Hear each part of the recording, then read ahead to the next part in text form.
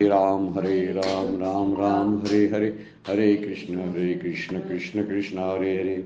ब्रह्मानंदं परमसुखदं केवलं ज्ञानमूर्तिं द्वन्द्वातीतं गगनसदृशं तत्त्वमस्यादिलक्ष्यम् एकं नित्यं विमलं अचलं सर्वदी साक्ष्यभूतं भावातीतं त्रिगुणरहितं सद्गुरुं तं नमामि।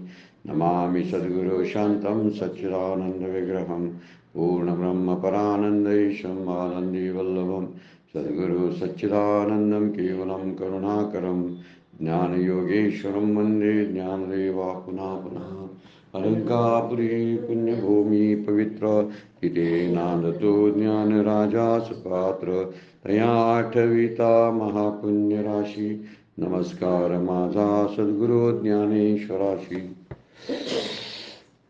सर्व संतांना वंदन, श्री गुरुना वंदन, ज्ञानेश्वर माऊलींना वंदन, आपणा सर्व श्रोत्यांना वंदन करून आजच्या शिवगड अध्यात्म चॅरिटेबल ट्रस्टच्या ज्ञानेश्वरीच्या उपासनेला आपण सुरुवात करतोय।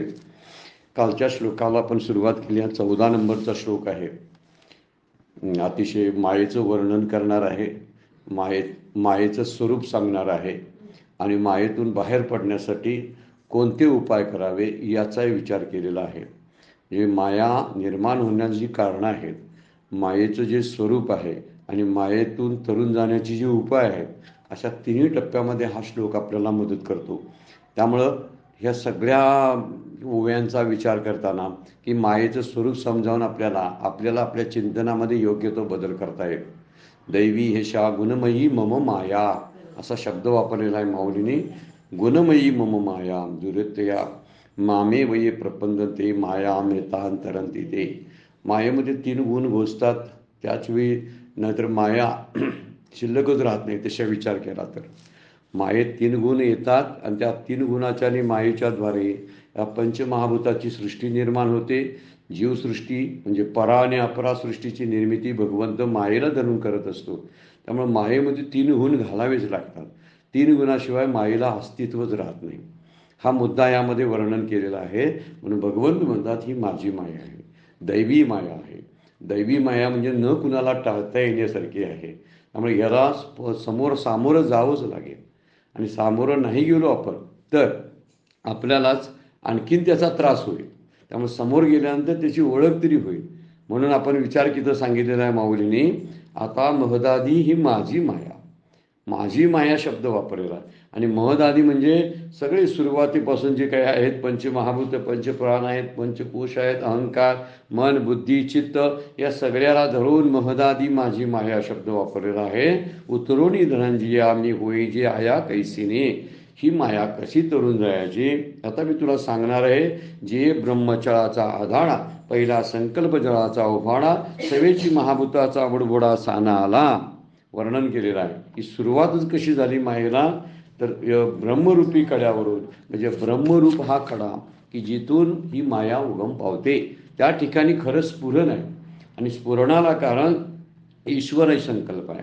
म्हणजे ईश्वरच पहिल्यांदा निर्माण झाला आहे स्फुरणातून, आणि ईश्वरंज माया, आणि मायेतून सगळ्या विश्व, म्हणजे विश्वाला कारण ईश्वर। तरी विश्वर जरी असला तर तो निमित्त कारण होतो, त्याचं मूळ उपादान कारण ब्रह्मच आहे। विचार केला तर लक्षात येईल आपल्याला। पण काही शास्त्राची मांडणी करण्यासाठी प्रकृती, माया, ईश्वर असे शब्द वापरलेले आहेत। म्हणून या संकल्पातून काय बाहेर पडलं की पहिल्यांदा ब्रह्मरूपी पर्वताच्या कड्यावरून आपण एक आहोत आणि आपण अधिक व्हावं असा संकल्प झाला। आणि संकल्पाची पहिली लाट आली असं माऊली बोलतात। माऊलीचं सगळं रूपकात्मक आणि अलंकारिक भाषेत असतं। आणि त्यातून निर्माण झालेला पहिला बुडबुडा म्हणजे पंचमहाभूतात्मक सृष्टी आहे। पंचमहाभूताची निर्मिती झाली आणि त्याला शब्द एक वापरलेला आहे की ब्रह्मरूपी अचल आहे, म्हणजे स्थिर आहे। एखादी स्थिर वस्तूच एखादी वेगळी अस्थिर गोष्टीची निर्मिती करू शकते। जे दिसणारं भासमान विश्व आहे त्या विश्वाच्या पाठीमागे अधिष्ठान असावं लागतं। आणि ब्रह्मस्वरूपाचा कडा शब्द वापरलेला आहे माऊलीने, ते अधिष्ठान मूळ आहे। म्हणूनच संकल्पाचा त्यातून निर्माण झाला। संकल्पाचा काय म्हटलं, पहिल्या संकल्प जळाचा उबडा, पहिला संकल्पाचं पाणी त्यातून निर्माण झालं, म्हणजे उगम सुरू झाला नदीला आता नदी व्हायला लागली, वाहत वाहत त्यात बुडबुडे आले, तो बुडबुडा म्हणजे पंचमहाभूत. किती सुंदर वर्णन केलेलं आहे बघा. म्हणून एकटे पण जमलं नाही, म्हणून अनेकांचं पसारा निर्माण ईश्वरानंच केलेला आहे. आणि ईश्वराच्या सृष्टीमध्ये एक व्यवस्था आहे, आणि ती व्यवस्था या सगळ्या जीवांची जी कर्म आहेत ते भोगण्यासाठी कुठंतरी जागा लागते. आणि म्हणून ही जागा म्हणजे विश्व. म्हणजे याचा अर्थ ईश्वराला एक इच्छा आहे की यांनी कर्म भोगून आपली संपवावीत आणि ही शुद्ध व्हावी, असा मुद्दा त्यातला आहे. त्यांची पाप आणि पुण्य भोगून संपल्याशिवाय त्यांना मुक्तीचा वाटच मोकळी होणार नाही. म्हणून सुरुवात झाली संकल्पाने केली. संकल्पानं सृष्टी का निर्माण केली याचा थोडासा आपण विचार केलेला आहे. 69 नंबरच्या ओवीपर्यंत काल आपण आलो होतो. आज 70 नंबरची ओवी, आणि परत यातून कशी कशी निर्मिती होत गेली त्याचा इतिहास सांगायला माऊलींनी चालू केलेला आहे. पुढे कसा विस्तार झाला. जे सृष्टी विस्ताराचे निओघे, चढत काळ कलनेची निवेगे, प्रवृत्ती निवृत्तीची तुंगे तटे सांडी. दोन तट सांगितलेले आहेत बघा, प्रवृत्तीचा आणि निवृत्तीचा. या दोन तटाच्या द्वारे, या तटाच्या पलीकडं हा तट बाजूला करून पुढे जाणारा हिचा विस्तार आहे. म्हणतात हे जे सृष्टी विस्ताराची ओघे, असे अनेक भौतिक पदार्थ की जे काही प्राणी आहेत या उत्पत्तीच्या विस्तारानेचा ओघ वाहू लागला. खूप प्राणी निर्माण झाले आणि या प्राण्यांचा विस्तार झाला, त्यालाच म्हणतात सृष्टीचा विस्तार. चढत काळ कलनेचेनी वेगे, म्हणजे काळाच्या तुफान वेगाने ती वाढत वाढत गेली. आणि पुढे प्रवृत्ती निवृत्तीची तुंगे तटे सांडी. तिनं प्रवृत्ती आणि निवृत्ती म्हणजे संसार आणि परमार्थ यांचा उंच दरडीच्या मर्यादा सुद्धा सोडून टाकल्या. त्याचे तट ओलांडून ही माया नदी पुढे गेली. त्याला प्रवृत्ती निवृत्ती म्हणजे कर्मप्रवृत्ती आणि कर्मनिवृत्ती. कर्मप्रवृत्ती म्हणजे प्रपंच आणि कर्मनिवृत्ती म्हणजे परमार्थ. या दोन्हीचा एक तट ओलांडून ती पुढे गेलेली आहे. याचा उत्तुंग काठ म्हणलेला आहे. तुंगे तटे सांडी. तुंगे म्हणजे उत्तुंग, अशा मोठेच्या मोठे काठ ओलांडून, म्हणजे 14 लक्ष 14 लोक 84 लक्ष योनी असा हा सृष्टीचा विस्तार आहे. केवढा मोठा ओघ असेल आपल्या लक्षात येतं. आणि हा नामरूपाचा जो पसारा आहे हाच खऱ्या अर्थानं सृष्टीतला तिचा विस्तार आहे. ही वाहत वाहत वाहत नदी जी गेलेली आहे, नदीचं रूप केलं विसरून चालणार नाही पहिल्यांदा, बरं काय. कारण पहिल्यांदा माया नदी हा शब्द घ्यायचा आणि मगच या ओव्यांचा अर्थ कळत जाणार आहे, तोपर्यंत अर्थ कळणार नाही. त्यामुळे ही नदी आहे, माया नदी आहे, आणि या नदीचा विस्तार होत होत होत ही काळाच्या सुद्धा पडपुढे गेलेला आहे. म्हणजे काळाचा ग्रास घेण्याची अपाट शक्ती या नदीमध्ये आहे. काळाला सुद्धा गिळून टाकते इतकी शक्ती आहे. काळ हिच्या पोटात राहतो इतकी त्याची शक्ती आहे. म्हणजे काळावर सुद्धा हिची सत्ता चालते. कशा म्हणून चालते माहिती आहे. ही ईश्वराला धरू नये म्हणून काळावर तिची सत्ता चालते. कारण ईश्वर कालातीत आहे आणि ईश्वर कालातीत असल्यामुळं मायेची सुद्धा शक्ती, मायेचा सुद्धा प्रभाव काळावरती चालत असतो. म्हणून इथं म्हणलेलं आहे की काळ कलनेचीनी वेगे, म्हणजे काळाचा कल जो आहे, काळाचा तुफान वेग आहे, तो वाढत वाढत इतका जातो की संसार आणि परमार्थ रूपी जे दोन तट आहेत ती ओलांडून ती पुढे जाते. म्हणजे काळाचा ग्रास घेण्याची अफाट शक्ती मायेमध्ये आहे. आणि तिला जर विचार केला तर आमची शरीरं म्हणजे तिच्यासाठी काय आहे सांगा बघू. चॉकलेट खाल्ल्यासारखा प्रकार आहे. चॉकलेटही नाही, एक कुठला तरी खडीसाखर खाल्ल्यासारखा प्रकार आहे, काहीतरी एक कण खाल्ल्यासारखा प्रकार आहे. आपल्या शरीराला खाणं म्हणजे सगळ्या सृष्टीला ती गिळून टाकू शकते इतकी तिच्यामध्ये शक्ती आहे. भगवंत काय करतात, ईश्वर, की तिला धरूनच सृष्टीचा कल्पांत शेवट होत असतो. शेवट जो अंत होणार आहे तो तिला धरूनच होत असतो. त्यामुळं ती काळाच्याही पलीकडं आहे आणि संसार आणि परमार्थाच्याही पलीकडं आहे. संसार करायला लावणारी तीच आणि संसार करायच्याद्वारे परमार्थाची प्राप्ती करून देणारी ही तीच आहे. म्हणून तिला आई म्हटलेलं आहे. बरेचसे संत तिला आई, माता, जगन्माता म्हणून वंदन करतात. ती जगाची माता आहे आणि तिच्याशिवाय सृष्टीची निर्मिती होत नाही. तिला लोक घाबरतात. आईला कोण घाबरते काय. सगळे संत त्या दृष्टीनं वर्णन करतात. आईला कोण घाबरत नाही, पण आईचं जर विक्राळ रूप पाहिलं की ह्या पिलांना कधी कधी भीती वाटत असते. पण भिण्याचं जे काम आहे, जर खरोखर तिला जाणली तर ते घाबरणार नाहीत. वर्णनच केलेलं आहे की सिंधूची नी माझे जळचरा भय नुपजे. वर्णन केलं माऊलींनी 12व्या अध्यायामध्ये.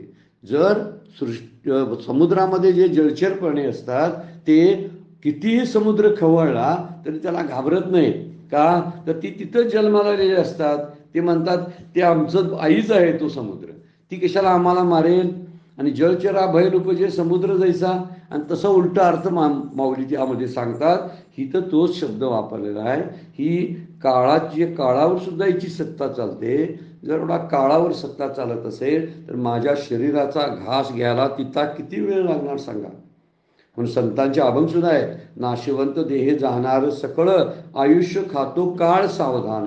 काळ आयुष्य खातो कुणाच्या द्वारे? मायेच्या द्वारे. मायेची काळावर सत्ता चालते. म्हणून इथं म्हणलेलं आहे चढत काळ कलिनेची वेगे. तो काळाचाही पलीकडे असते. म्हणून काळाच्या तोंडी ही पडली, काळा नळाच्या तोंडी ही पडली लोणीयाची उंडी. एवढं छोटंसं शरीर आहे, ती खायला किती वेळ लागेल. मायेचं तरी स्वरूप केवढं आहे, ती काळाच्या पलीकडं आहे. आणि काळाच्या पलीकडं असल्यामुळं तिला हे सगळ्याचा ग्रास घ्यायला अवघड नाही. माऊलींनी विस्तार सांगितलेला आहे. सृष्टीचा विस्तार झाला. पहिल्यांदा माया नदी ब्रह्मतटावरून बाहेर आली. तिला ईश्वरी संकल्प प्राप्त झाले. ईश्वरी संकल्पानं तिचा विस्तार होत गेलेला आहे.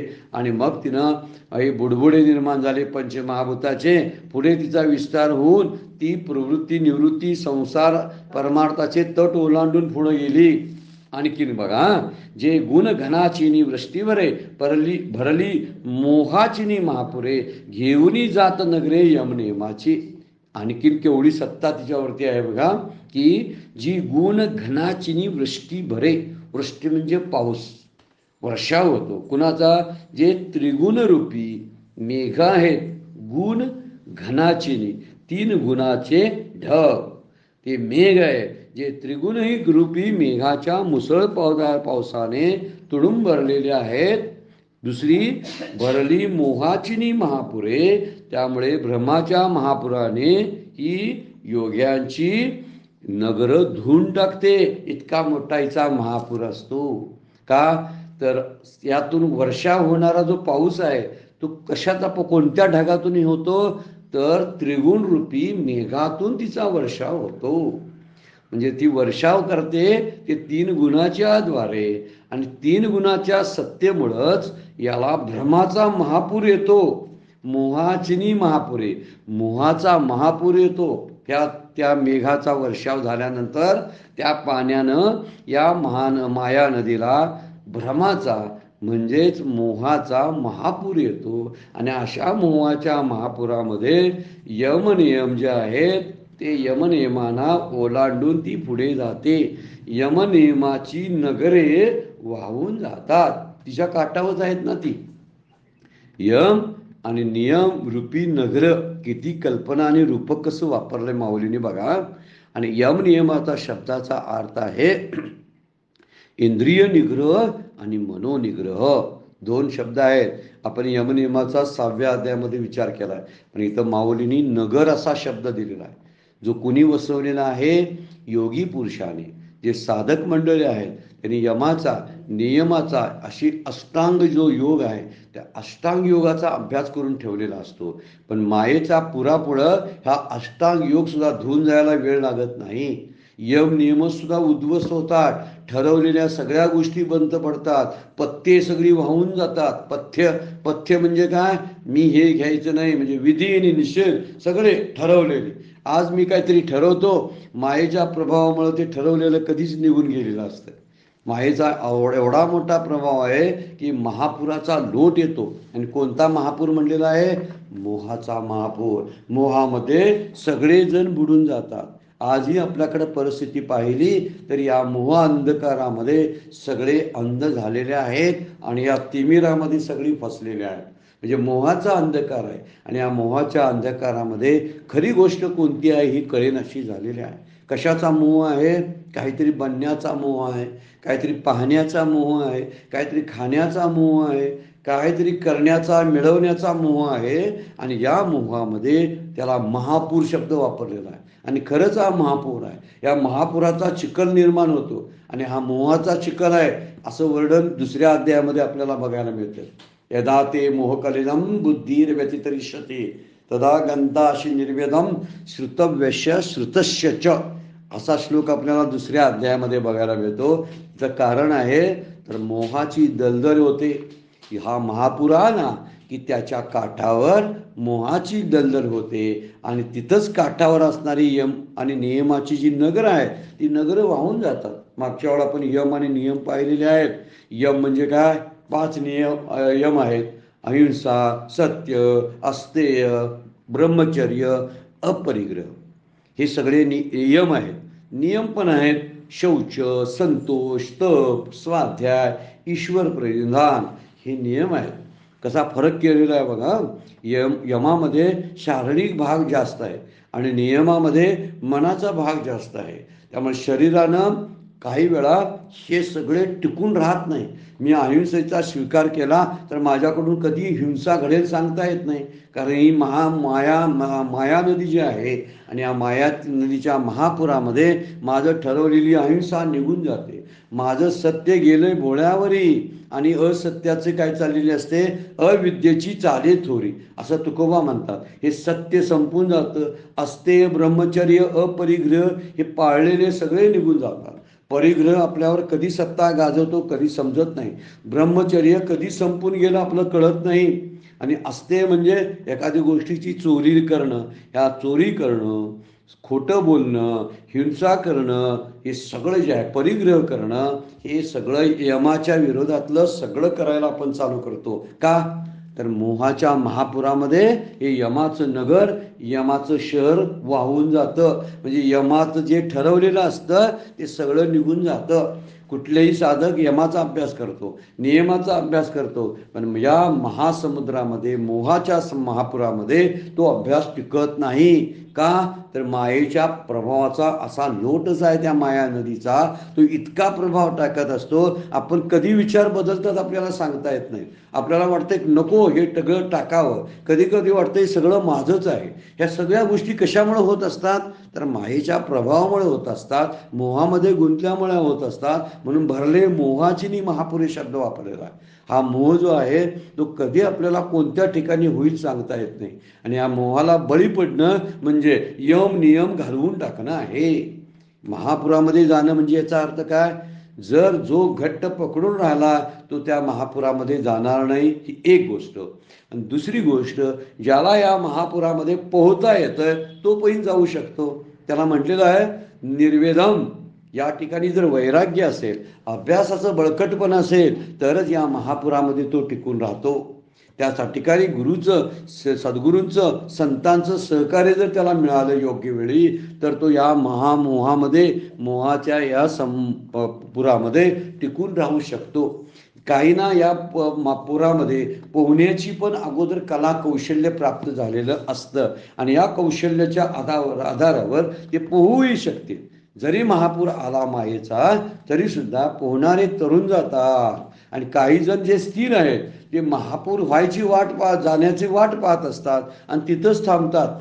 काही जण नम्रतेनं शरण येतात भगवंताला आणि शरण येऊन तिथंच स्थिर राहतात. त्यांना भगवंताची मदत मिळत असते आणि त्यामुळे ती टिकून राहतात. म्हणून यम नियमाची नगरं वाहून नेण्याचं काम, त्यांना उद्ध्वस्त करण्याचं काम हा मोहाचा महापूर करतो. आणि मोहाचा महापूर यायला कारण कोणतं? मेघ कोणते वर्षाव करतात? तर हे मेघ आहेत 3 गुणाचे. 3 गुणाचा कुठला चढाव कधी निर्माण होईल, कुठले कसले वारे वाहतील काय सांगता येत नाही. आणि या सोसायटीच्या वाऱ्यामध्ये हे घन काळे कुट्ट ढग जे असतात, हे 3 गुणाचे काळे कुट्ट ढग वर्षाव करतात आणि 3 गुणामध्ये तो गुणासारखं वर्तन करायला चालू करतो. गुणाच्या बाहेर त्याला पडताच येत नाही. इतका मायेचा या समुद्र आहे, मोहाचा समुद्र आणि मोहाचा महापूर ही एवढा प्रभाव टाकत असतो. त्यामुळं इथं जो शब्द वापरला आहे इंद्रिय यम, हा इंद्रियांसाठी शब्द आहे बरं का. म्हणून इंद्रिय ताब्यात ठेवण्याची जी ठरलेलं असतं ते या मोहामुळं जमत नाही. म्हणून यमाचं शर उद्ध्वस्त भावून जातं. माऊली म्हणतात नियमाचं दुसरं शहर आहे. आणि ते नियम म्हणजे मनानं केलेले जे ठरवलेल्या गोष्टी असतात साधने संदर्भातल्या, त्याला नियम म्हणतात. हे मनानं ठरवलेले असतात. त्यामध्ये शौच आहे. शौच म्हणजे अंतर्बाह्य स्वच्छता. संतोष म्हणजे समाधान. तप म्हणजे आपण सहनशीलता किंवा एखाद्या गोष्टीसाठी पराकाष्ठा साधनेची करणं. स्वाध्याय म्हणजे नित्य निरंतर शास्त्राच्या अभ्यासामध्ये असणं. आणि ईश्वर प्रणिधान म्हणजे सगळं जे आहे कर्तव्य ईश्वर अर्पण बुद्धीने करत राहणं. हे सगळ्या मनाच्या क्रिया आहेत. म्हणून मनाच्या क्रिया शरीराच्या क्रिया या महापुरामध्ये वाहून जातात. वाहून जायला वेळ लागत नाही. पण जो पुढं आहे त्याच्यावर उपाय सांगितलेला आहे. जो याला टिकून राहतो स्थिर राहतो किंवा नम्र होतो. दोन गोष्टी आहेत. स्थिर राहणं याचा अर्थ स्वरूपाकडं आत्मस्वरूपाकडं लक्ष देऊन टिकून राहणं. दुसरी गोष्ट नम्र होणं म्हणजे शरण येणं म्हणजे भक्तीच्या मार्गानं भगवंताला शरण येणं. आणि तिसरी कौशल्याची बाब आहे. त्या कौशल्यानं हा महापूर पोहून जाणं. तीन गोष्टी आहेत त्यामध्ये. आणि त्या तीन गोष्टी फार मर्यादित संबंधित आहेत बरं का वेदांत शास्त्राशी. माऊलींनी मुद्दाम सहज अगदी द्यायचा म्हणून दृष्टांत दिलेला नाही बरं का.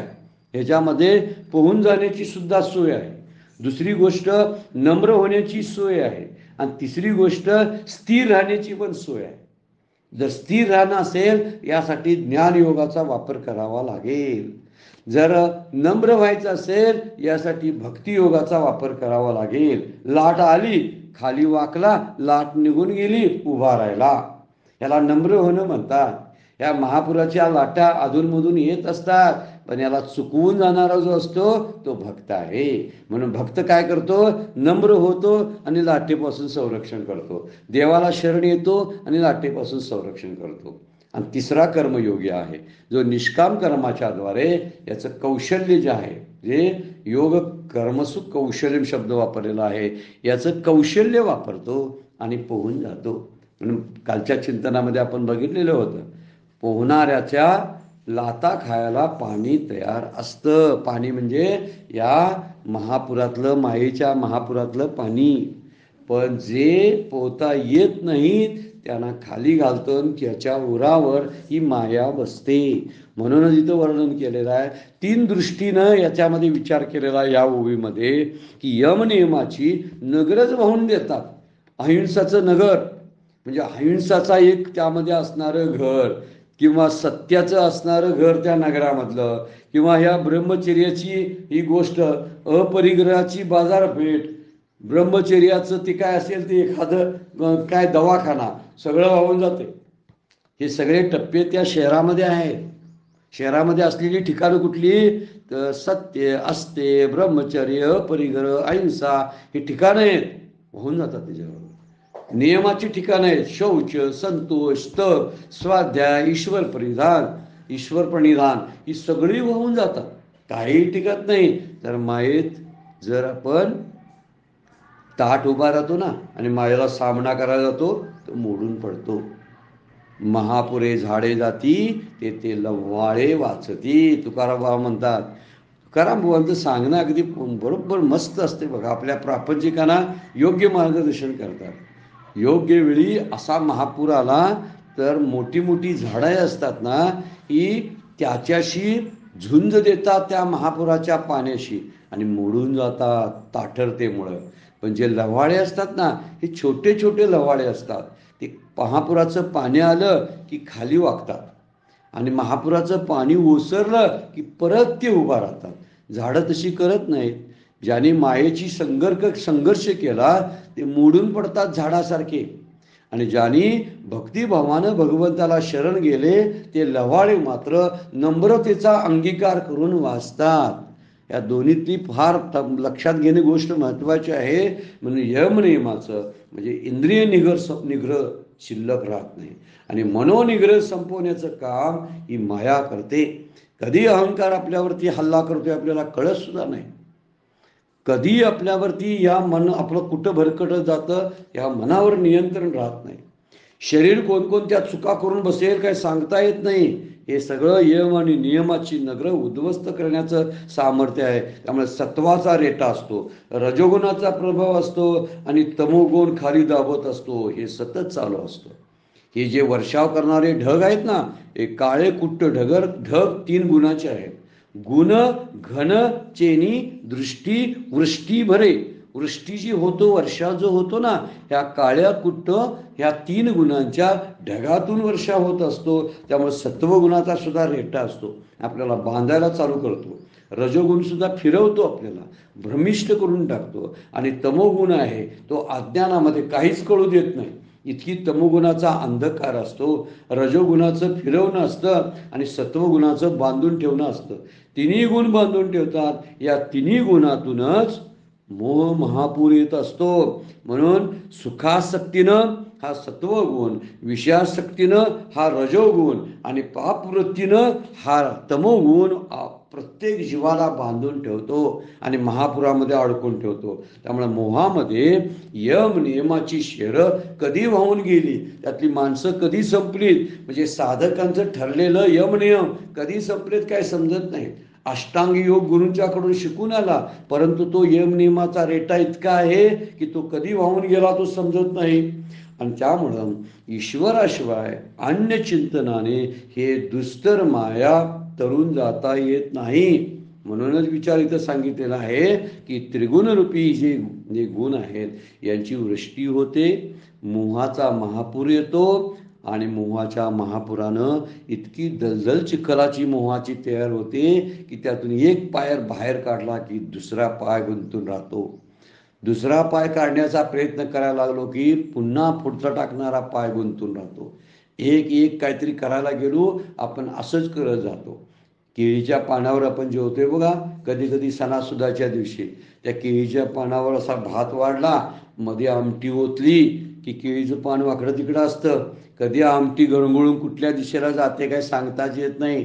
म्हणून शहाणी माणसं मग काय करत असतात, तर त्याला पकडण्याचा प्रयत्न करतात. आमटी वाहून जाऊ नये म्हणून पकडलं तर कुठून टर दिशी फाटेल सांगता येत नाही. आणि फाटलेलं म्हणून सावराय जावं तर दुसऱ्या ठिकाणी फाटलेलं असतं. मायेचा एवढा प्रभाव असतो की मोहामुळं अशी प्रपंचाची स्थिती होते, सगळीकडे फाटतच जातं. किती ठिगळं जोडायची, आता ठिगळं जोडायची का आहे तशी ती रजई अंगावर पांघरायची, हे आपलं आपण ठरवलं पाहिजे. याच्या संघर्षामध्ये आपलं आयुष्य निघून जातं. एक पाय काढला की दुसरा पाय घालण्यामध्ये काही वर्ष निघून जातात, दुसरा पाय काढण्यामध्ये काही वर्ष निघून जातात. आणि माझं ह्या मोहाच्या चिखलातून बाहेर पडणं शक्य होत नाही. जे वैराग्य पुरेसं लागतं ना, ते वैराग्य कमी पडतं या महापुरामध्ये. वैराग्य जर असेल ना आणि अभ्यास असेल तर तो स्थिर राहू शकतो. त्याला ज्ञानयोग आपण म्हटलेला आहे. ज्याच्याकडे ज्ञानयोग नाही पण नम्रता आहे त्याला आपण भक्तियोग म्हटलेला आहे. भगवंताला शरण यावं. आणि ज्याला यामध्ये पोहून जाण्याची कला आहे, शक्ती अंगात आहे, ती कर्मयोगाची असते. त्यामुळे कुठला तरी योग वापरावा आणि ह्या महापुरातून तरुण जाण्यासाठी प्रयत्न करावा, हे सांगण्यासाठी ओवी माऊलींनी टाकलेले आहे. महापूर जो येतो आणि सृष्टीचा विस्तार होतो तो त्या गुणानं होत असतो. म्हणून अहंता, ममत्व आणि प्रपंचाशक्ती आणि विषय प्रेम हीच दलदल आहे त्यातली. हेच महापुराचं लक्षण आहे. ह्याच मोह आहे. आणि ह्या मोहाच्या सापड्यात जीव काशावीस होतो आणि त्यामुळे त्याला ह्या मायेला दुस्तर म्हटलेलं आहे. त्याला कारण ते आहे. दुस्तर का अशी अडकून ठेवते ना. एवढा मोठा महापूर, यामध्ये यम नियम सुद्धा शिल्लक राहत नाहीत. आसन प्राणायाम सुद्धा उद्ध्वस्त होऊन जातात. अष्टांग योग टिकतच नाही, इतका मायेचा प्रभाव आहे. म्हणून सावरून विचारपूर्वक अवधान देऊन सावधानतेनं सावध साक्षेपी दक्ष अशा पद्धतीनं राहून या मायेशी आपण बाजूला राहणं, मायेपासून स्वतःला वाचवणं, हा भगवंत इथं वर्णन पुढच्या आता काही ओव्यामधून करणार आहेत. आता मात्र मायेची लक्षणं सांगायला चालू केलेली आहेत. त्यातलं एक लक्षण सांगितलं की जो पाऊस पडतो ना तो 3 गुणातून पडतो, 3 गुणाच्या ढगातून पडतो. त्यामुळं माया नदीला महापूर येतो आणि या महापुरामध्ये काठावर असणारी यमनियमाची जी जी नगरं आहेत ती वाहून जातात. पुढे काय म्हणतात बघा, जे द्वेषाच्या आवर्ती दाटत, मत्सराचे वळसे पडत, माझी प्रमादादी तळमत महामीन. आता परत आणि एक रूपक केलेलं आहे माऊलींनी आणि उपमा पण दिलेली आहेत बघा. काय, द्वेषाच्या आवर्ती, आवर्ती म्हणजे एक फिरणारा भोवरा आहे. द्वेषाच्या भोवऱ्यामध्ये ते अडकून पडण्याची शक्यता आहे. मत्सराची वळणं, वळसे पडत, त्याला मत्सराची वळणं आहेत आणि प्रमादाचे मासे त्या नदीमध्ये आहेत. प्रमाद म्हणजे अनवधान, सावधानता नसणे, निद्रा, आळस ही प्रमादाची लक्षणं आहेत. ती आळस, निद्रा, अनवधान, असावधानता हे मासे सगळे तिथं आहेत, टपलेलेच आहेत. काय करायला, गिळायला, ते खाऊन टाकायला. पण ही कशी करते नदी, द्वेषाच्या भोवऱ्यात अडकून टाकते. म्हणून या नदीमध्ये द्वेषाचे भोवरे आहेत, मत्सराच्या कपारातून जाणारी अनेक वळणं आहेत आणि प्रमाद, आळस, भ्रमरूपी मोठे मोठे मासे पण आहेत. काय मागितलेलं आहे, प्रमादापी तळपत महामीन. महामीन म्हणजे मोठे मोठे मासे आहेत. निद्रा, आळस, भ्रम हे मोठे मोठे मासे त्यामध्ये आहेत. त्यामुळे द्वेष जो आहे त्याला भोवऱ्याची उपमा दिलेली आहे माऊलीने आणि जी वळणं आहेत ना त्या वळणाला मत्सराची उपमा दिलेली आहे. हा जवळजवळ समान असणारे असे हे द्वेष आणि मत्सर आहे. द्वेष म्हणजे कारण नसताना एखाद्याबद्दल शत्रुत्व वाटत राहणं, ह्याला द्वेष म्हणतात. मत्सर म्हणजे दुसऱ्याचा उत्कर्ष, दुसऱ्याची प्रगती सहन न होऊन मनातल्या मनात त्याच्या विरुद्धात जळत राहणं याला मत्सर म्हणतात. याच्यामुळे तोटा कुणाचा होतो तर स्वतःचाच होतो. त्यामुळे द्वेष आणि मत्सरापासून बाजूला राहायला आपल्याला शास्त्र संत सांगतात. त्याचं कारण हेच आहे की द्वेषाचे भोवरे आहेत, मत्सराची वळणं आहेत. सरळ प्रवास नाही आहे ह्या नदीचा. ह्या नदीमध्ये पडणारे सगळे जीव आहेत वळणं घेत राहतात. कुठल्या वळणाला कुठं काय थडकेल तो सांगता येत नाही आणि जीवाचा नाश कुठल्या वळणाला होईल सांगताच येत नाही. वळण म्हणजे फसवणूक आहे. त्यामध्ये कुठल्या रस्त्यानं जायचं, वळण आलं की कळतच नाही. इकडं रस्ते, तिकडं रस्ते, रस्तेच रस्ते असतात. त्यामुळं कळत नाही. ज्या ठिकाणी ज्यांनी सद्गुरूंचं मार्गदर्शन, संतांचं, शास्त्राचं मार्गदर्शन घेतलं त्यांनाच या वळणातून पुढं जाता येतं. म्हणून शास्त्रवचनावर आणि संत वचनावर विश्वास ठेवून या नदीतला प्रवास महत्त्वाचा आहे. म्हणून मत्सराची वळणं आहेत, द्वेषाचे भोवरे. काय शब्द, भोवरा शब्द किती मस्त वापरलेला बघा. की भोवरा कसा असतो, माणसाला बाहेर पडू देत नाही, तिथंच फिरवतो. तसा आपला द्वेष जो असतो ना कुणाबद्दल तरी आपलंच नुकसान करू लागतो आणि आपली प्रगती थांबवतो. दुसऱ्याच्या प्रगतीचा आणि ईर्ष्येचा विचार करत बसतो द्वेष. त्यामुळे स्वतःची प्रगती थांबवणं, पुढे वाटचाल न होणं हे भोवऱ्याचं लक्षण आहे.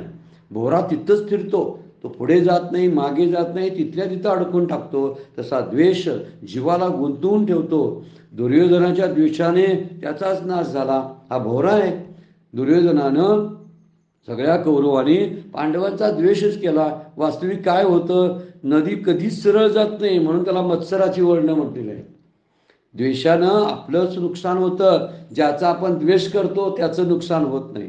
मत्सरानं आपलंच नुकसान होतं, ज्याचा आपण मत्सर करतो त्याचं नुकसान होत नाही. म्हणून मत्सराची वळणं घेत म्हणलेलं आहे. म्हणजे इतरांचा उत्कर्ष, इतरांची प्रगती सहन न होणं यालाच मत्सर म्हटलेलं आहे. आणि ईर्ष्या हाच मत्सर, हाच द्वेष ईर्ष्या करायला लावतो आणि आपल्याला नुकसानीमध्ये टाकत असतो. शिशुपालाच्या मत्सरानेच त्याचा नाश झाला ना. तो म्हटला भगवंताचं पाद्यपूजन का करताय त्या राजसूय यज्ञामध्ये. शिशुपाल म्हटला आम्ही इतके वयस्कर माणसं आहोत आणि हे एका गवड्याच्या पोराचं पूजन करायला लागला आहे. आता हे वर्णन कसं आहे, मत्सर.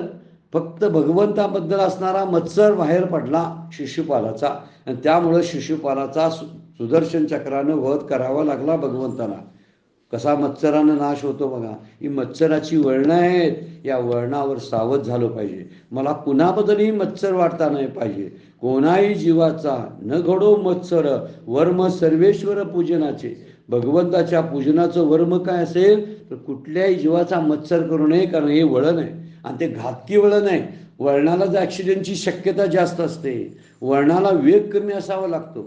वळण ज्यावेळी येतं त्यावेळी मत्सर मी करायला लागलोय काय अशी सावधानता आपल्याकडे असायला लागते. कारण नसताना दुसऱ्याचं पाहावं न झाले काय मला कळायला पाहिजे. दुसऱ्याला संपवण्याचा आपण मार्ग करत असतो का माझं महत्त्व कमी व्हायला लागलंय आणि त्यामुळे दुसऱ्याचं महत्त्व न वाढू नये यासाठी मनात जो जळफळाट चालू असतो त्याला मत्सर म्हटलेला आहे. हीच वळणं धोकादायक आहेत. म्हणून प्रमादामुळं सुद्धा कर्तव्य दुर्लक्षित होत असतं. जे कर्तव्य करायचं आहे त्यामध्ये मोहाच्या अंधकारणामध्ये आळस आणि भ्रमामुळं ती जो जीव आहे व्यक्ती त्या कर्तव्याकडे दुर्लक्ष करते आणि दुर्लक्षामुळं होते काय तर तो त्यापासून हळूहळू आपल्या ध्येयापासून बाजूला जातो.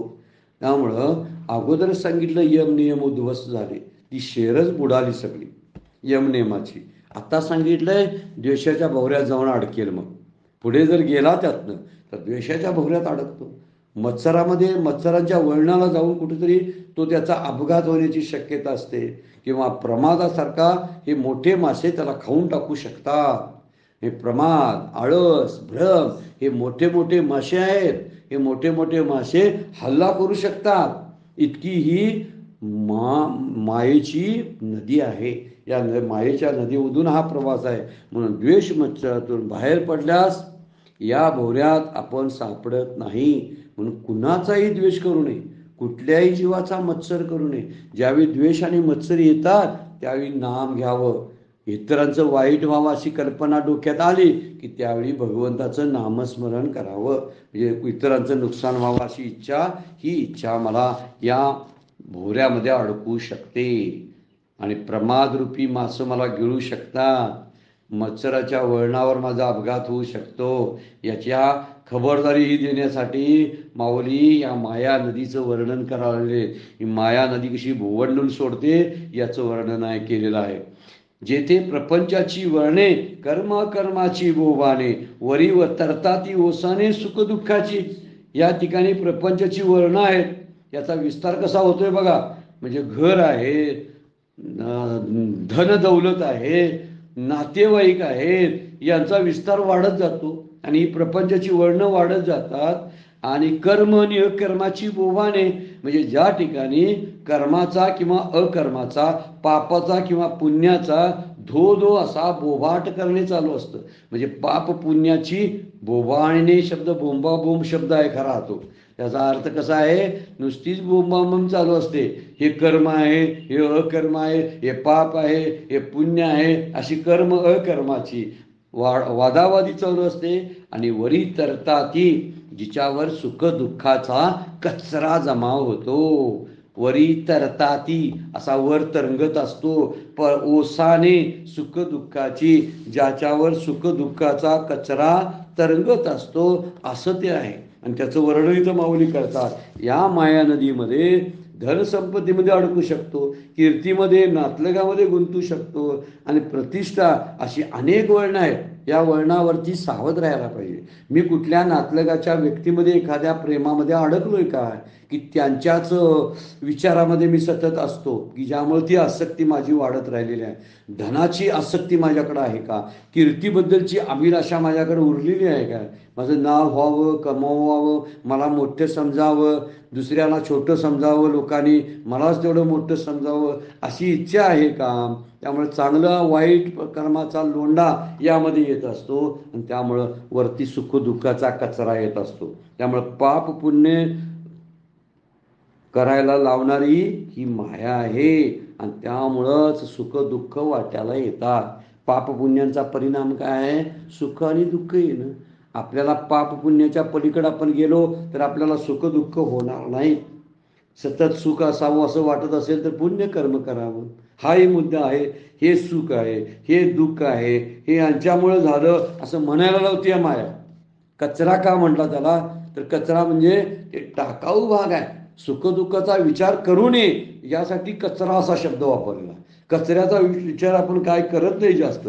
त्यामुळे शुभाशुभ कर्माची फळं जी आहेत ती सुखदुःखाद्वारे आपल्या समोर येत असतात आणि त्यामुळं सुखदुःखाचा कचरावरती जमा होतो असं माऊली म्हणतात.